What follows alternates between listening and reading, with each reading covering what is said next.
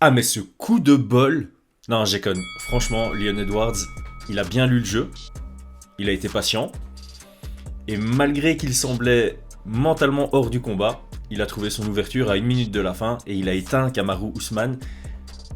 Magnifique. On va voir ça en détail. Comment il a trouvé son ouverture. Comment il a exploité. Et puis rester jusqu'au bout.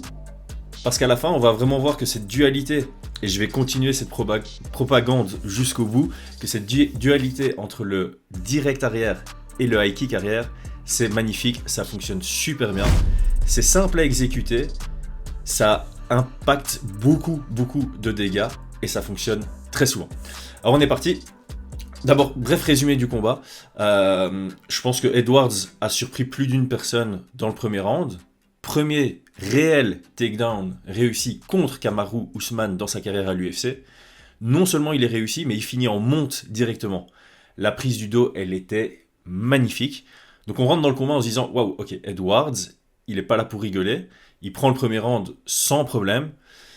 Et puis deuxième round très serré, troisième round à l'avantage de Kamaru Usman. Et là on se dit, ok, la tournure du combat à laquelle on pouvait s'attendre commence à prendre forme. Quatrième round, de nouveau, Usman qui domine. Et là, on se dit, ok, ça va être compliqué pour Leon Edwards. On voit son body language entre le quatrième et le cinquième round. On se dit, ok, mentalement, il est plus spécialement là.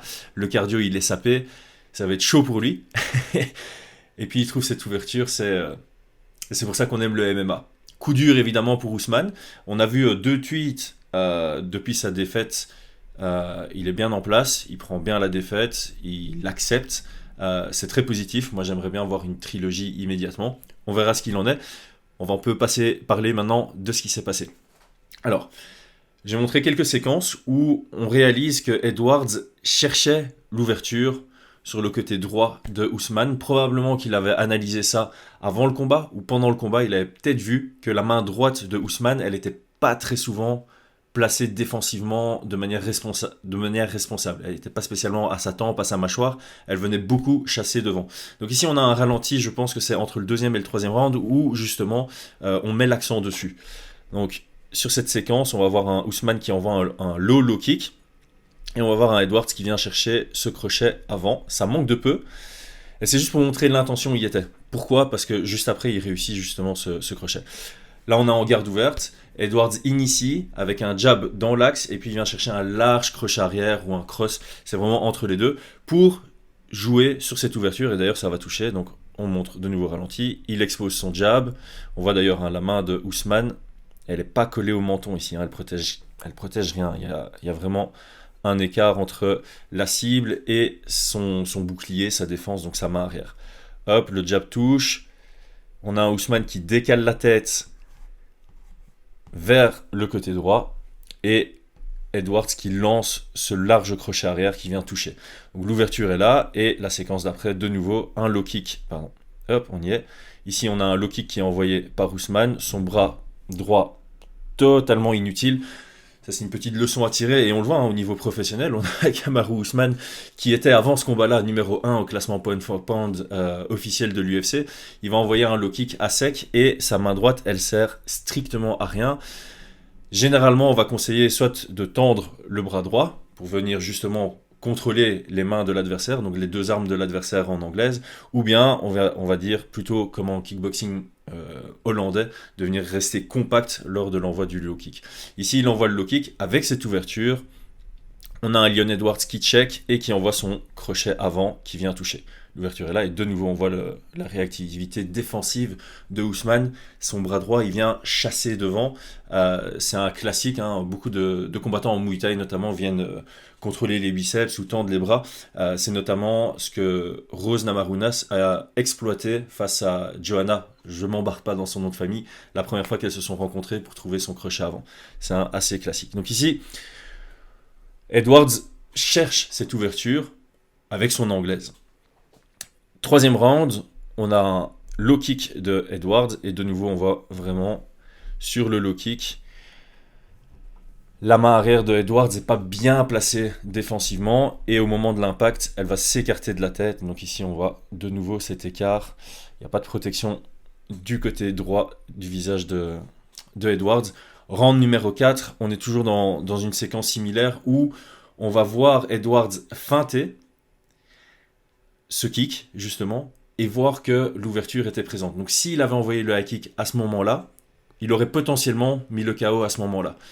Là, c'était une question de distance. Il était trop loin que pour l'envoyer, mais on va vraiment voir la feinte du kick, et on va être attentif à la main droite ici de Usman. Donc on a Edwards qui feinte son kick, et Usman de nouveau, hein, une belle distance ici. C'est pas une énorme distance, mais c'est une distance clairement suffisante. Si on a un Edwards qui envoie son high kick, et qui va assez loin derrière la tête, ça vient toucher la nuque. Hein, l'ouverture était clairement là. Hop. Bras tendu. L'ouverture est là. Et encore une fois, la tête qui se dirige du côté du high kick gauche de Leon Edwards.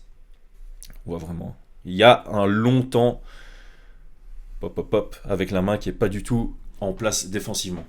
Dernier round, il reste 2 minutes 8. Donc là, on commence à se rapprocher du moment fatidique. On a un Edwards qui envoie sa jambe arrière avec un front kick.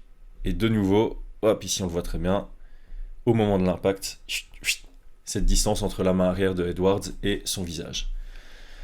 Là, il y a des discussions, est-ce que c'était vraiment à l'entrejambe ou pas, peu importe. Réaction défensive de Edwards, il penche sur sa droite, et de nouveau, il y a une mini distance ici entre sa main et son visage. Au moment de l'impact, boum, la distance s'agrandit. Le mouvement du corps va vers le kick, donc il y a la collision qui est faisable. Et ici, au moment de l'impact, de nouveau, cette distance qui s'agrandit, donc l'ouverture est clairement là. Et je pense que Leon Edwards, on peut dire ce qu'on veut, en MMA, il y a un côté instinctif, et il y a aussi un côté lecture du jeu, surtout à ce niveau-là. Ici, on est à 43 secondes, plus ou moins, je pense, du KO qui arrive vraiment à 1 minute de la fin. De nouveau, ce low kick.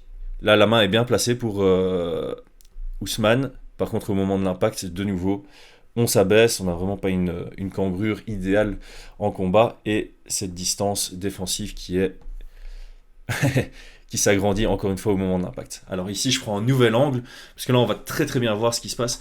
On a un Edwards qui a remarqué 2 réflexes chez Usman. Sa tête a tendance à aller vers sa gauche, donc vers son côté arrière, vers son côté puissant. Et en plus de ça, la main arrière de Usman vient beaucoup chasser vers l'avant. Le direct, idéalement, défensivement, on aime bien sortir sur l'extérieur. C'est-à-dire que quand Edwards envoie un direct, c'est plutôt dans l'intérêt de Usman de sortir sa tête vers l'extérieur. Pourquoi ? Parce que s'il sort sa tête de ce côté-ci, il est du côté où mécaniquement c'est facile pour Edwards de capitaliser. Il vient d'envoyer son bras gauche. S'il envoie son bras droit derrière, hop, on a une collision en anglaise. Très souvent, on dit on sort sur l'extérieur d'une frappe droite de l'adversaire. Deuxième réflexe classique, chasser pour dévier la frappe au lieu d'aller vers le visage. S'il y a un impact pendant l'extension du mouvement, la frappe va dévier à côté. Donc ça c'est... J'en parle souvent, on peut en reparler maintenant. Quand quelqu'un attaque, il y a plusieurs options pour défendre. Il n'y en a pas 10 000. Soit on met quelque chose entre la cible et l'attaque, un bouclier, garde haute. Le jab rentre dans la garde, ça fait moins mal d'encaisser sur l'avant-bras qu'en plein pif. On est d'accord. Soit on décale la cible pour que la trajectoire de l'arme passe à côté, ce qu'on appelle une esquive. Donc si on vise mon nez et que je décale, ça touche pas. Soit on dévie la trajectoire de l'arme, de sorte à ce qu'elle ne touche pas la cible, on chasse. Donc au moment où le jab vient, je chasse et ça passe à côté.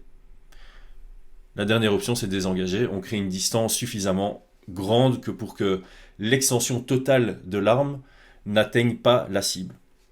Ici, Edwards a sélectionné 2 systèmes de défense. Évidemment, ça fait 24 minutes qui sont en train de combattre, il y a de la fatigue qui s'installe, les automatismes arrivent, et là il y a un double automatisme. Il chasse, et en plus de ça, il esquive. Donc on va voir, on a le direct de Edwards, on a Usman qui va chercher à chasser, ce qui signifie que sa main n'est plus du tout à son visage, et en plus de ça, il va esquiver, donc il va dévier sa tête sur le côté gauche de Edwards. Ici on va bien le voir, poup. Voilà. Ici on voit bien, il a chassé correctement, et en plus de ça, il a dévié sa tête. Donc clairement, il n'allait pas encaisser le direct. On va dire que défensivement, c'est bien joué. Mais oui, j'ai failli me planter. Mais Edwards avait lu ça, et il cache son high kick derrière son direct, qui mécaniquement est très facile à faire. dans l'impulsion du direct, sa hanche gauche, donc là, le côté de son bassin arrière va vers l'avant, ce qui permet de derrière envoyer la jambe. Et il n'y a pas de temps, il y a vraiment une fraction de seconde entre l'extension du direct et l'envoi du high kick. C'est pas qu'il envoie le direct, qu'il rétracte et puis qu'il envoie le high kick, ce qui aurait permis à Ousmane de revenir dans l'axe et remettre sa main défensivement en place. C'est dans le même mouvement, donc il est en train de défendre le direct, et alors qu'il défend le direct et qu'il a envie de rétracter vers une position défensivement responsable, il n'a pas le temps parce que le high kick est déjà là. Alors ici c'est vraiment image par image, mais on voit il décale bien. Et là, il y a le high kick qui arrive. Il n'a pas le temps, pas le temps de rétracter la main et pas le temps de revenir en position initiale. Collision, pas de défense, clean knockout. C'est un classique. Boum, et là on voit bien le cas. Ici, je vais insister, cette dualité entre le high kick, le direct arrière et le high kick, ça fonctionne de dingue. Ça fait super longtemps que j'en parle. Ceux qui me suivent sur Twitter, ils m'ont vu faire la propagande il y a 3 semaines après le combat de Bryan Battle. J'en avais parlé après le combat de Vera contre Cruz. J'en avais parlé quand je faisais les plus beaux KO de 2020 avec celui de Conor sur Cowboy, avec celui de Randy Costa. Et ça arrivait plein de fois à l'UFC, en dehors de l'UFC, en kickboxing, en MMA, partout. J'ai juste fait un petit mix de justement tous les KO dont je viens de parler. Il y en a sur Twitter qui m'ont aussi parlé de Israel Adesanya qu'il a utilisé contre Paulo Costa qu'il a utilisé contre Marvin Vettori. Il y a vraiment plein d'instances. Ici, je mets juste des instances où cette dualité amène à un finish. Alors, ça fonctionne mieux en garde ouverte, clairement. Gaucher contre droitier, droitier contre gaucher. Ici, on a l'instance de Costa contre Newson. Ok. Il envoie son direct. Deuxième étape, hop, on chasse, et en plus de ça, on esquive, exactement comme Ousmane contre Edwards. Troisième étape, boum, collision, pas de défense. La tête qui avait fait le mouvement vers le kick, on a une collision. Et qu'est-ce que ça donne? Un beau petit screenshot. Merci, bonsoir, bonne nuit.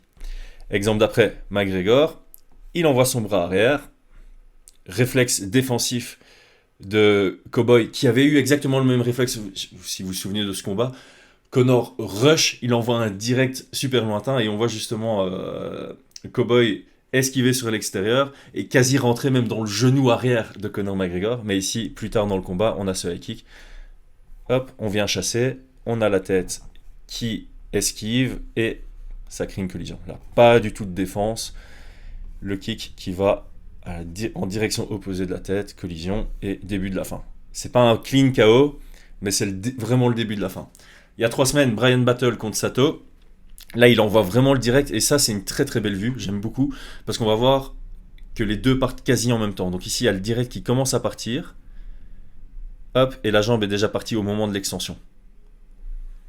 Et ce que je veux expliquer, c'est quand on envoie en direct, regardez la hanche arrière ici, quand il envoie le direct, la hanche arrière avance. C'est parfait pour le high kick. Et on va revenir par contre sur la défense de Sato. Ici, le direct touche carrément, mais encore une fois, quelle était l'intention de Sato? Chasser, c'est vraiment classique en MMA, avec les petits gants, on n'aime pas trop bloquer, on préfère chasser et esquiver. Donc ce direct permet de provoquer cette réaction défensive chez l'adversaire qui crée une ouverture là où le high kick est envoyé. Et encore une fois, on voit très bien sur cet angle la tête de Sato qui va en collision à l'encontre du kick de Battle. C'est absolument magnifique. Boum. Et puis encore une fois, un screenshot pour montrer que ça met des KO. Et finalement, il ne faut pas aller plus loin que la semaine passée. Marlon Vera, il montre, ici c'est pas vrai, il l'envoie pas vraiment, il montre son direct. Okay, il fait le mouvement de corps, donc encore une fois, une feinte. C'est un trigger visuel, c'est un déclencheur visuel. Notre corps bouge de sorte à ce que l'adversaire pense qu'une frappe va arriver. Ici, qu'est-ce qui se passe? Le trigger visuel, la hanche arrière qui va vers l'avant, l'épaule arrière qui avance, et le bras qui commence à se tendre. Ça, c'est le trigger visuel. Voilà. Ici, on a un trigger visuel. On peut croire que c'est un direct qui arrive, mais c'était juste pour cacher le high kick. Réflexe de Dominick Cruz, il chasse pas souvent. Lui, il fait des grandes esquives, des grands mouvements de tête pour vraiment être ultra mobile, bouger cette cible. Et, encore une fois, un grand mouvement vers le côté ouvert de Vera. Encore une fois, on est en garde ouverte, ça fonctionne beaucoup mieux. dans cette dynamique-là. Et là, on a le kick, et encore une fois, une très belle image pour montrer le KO. Voilà, cette dualité, si tu es un combattant, travaille là. Travaille là, travaille là, travaille là. Elle est facile à travailler. C'est une question de flexibilité. Si t'es pas assez souple, tu trouves un moyen de bien étirer tes hanches. Une fois que tu as la souplesse, cette dualité entre le direct arrière, le high kick, c'est facile à travailler. Je vais pas dire que c'est facile à placer, mais on l'a vu à tous les niveaux. Ça fonctionne en amateur, ça fonctionne pour prendre une ceinture à l'UFC. Il faut l'avoir dans son arsenal. On travaille bien le direct à sec pour créer des réactions chez l'adversaire. S'il a la réaction de chasser ou d'esquiver, ou les deux, l'ouverture est très certainement là. Après, c'est plus qu'une question de gérer la distance et l'envoyer à bonne distance. Pour les fans, maintenant quand on regarde en combat et qu'on voit que quelqu'un a le réflexe de beaucoup sortir sa main arrière sur les directs de son adversaire en garde ouverte, on est attentif, on se dit ok, il y a le high kick à un moment qui va sortir derrière. C'est comme ça qu'on peut analyser et prévoir certains KO. C'est tout pour moi aujourd'hui, c'était le Chris Decrypt. Merci et à très bientôt.